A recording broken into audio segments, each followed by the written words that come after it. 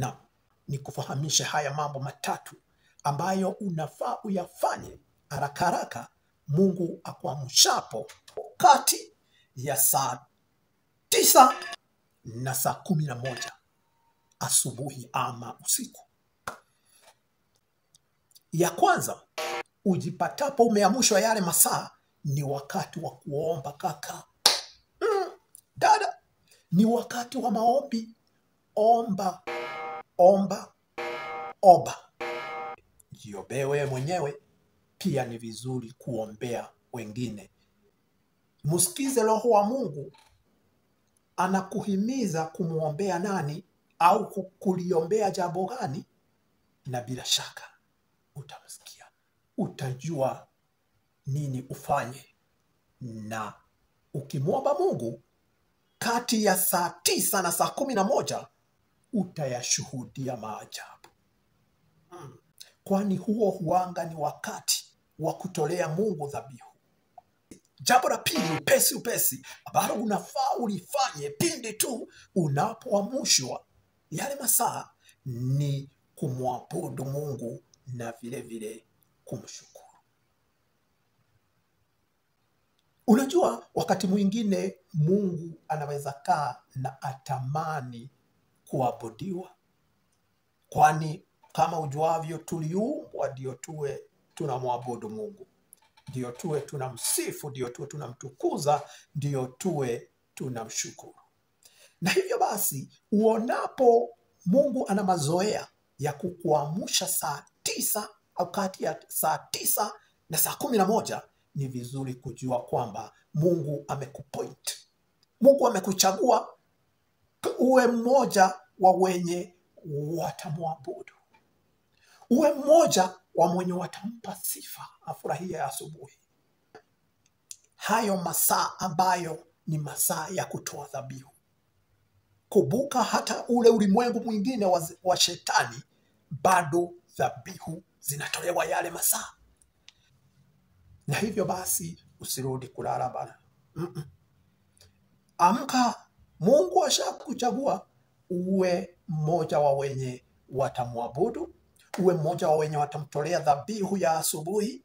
Wakati ulimwengu wa giza unatoa zake, hata wewe toa yako, na uitoe kwa bidii na nguvu zaidi, kiasi kwamba itaweza kusambaratisha zile za yule mwovu. Na jambo lingine la tatu, upesi la kufanya Mungu akuamshapo kati ya saa 9 na saa 11, ni kusikiza Mungu na kuyanakili unayoyasikia.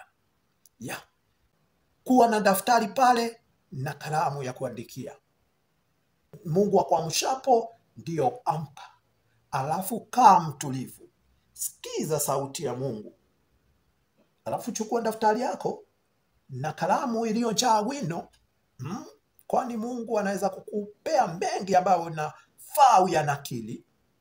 Halafu tega sikio yako, msikie Mungu, kwani anaweza kukuongelesha huku akikupa mwelekeo, akikuonyesha njia ambayo unafaa upite, akikuonyesha mambo ambayo unafaa uyafanye, na vile vile anaweza kukuongelesha akikuonya jambo fulani, akikwambia umuonye mtu fulani kuhusiana na jambo fulani ambalo kidogo linavuka mipaka au linafanyika visivyo.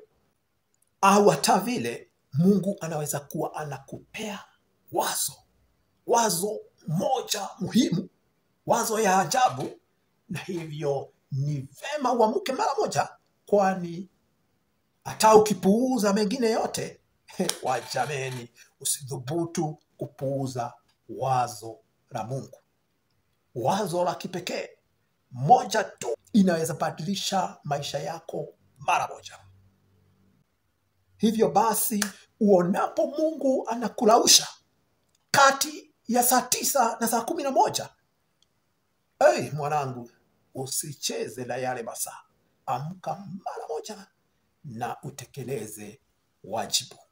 Simama katika mwanya, jiombee, ombea wengine, vile vile mtukuze, mshukuru, msifu, mwabudu, mpe shukrani Mungu, na tena Sikiza sauti yake Mungu vizuri, na usisikize tu, bali hata yanakili unayoyasikia.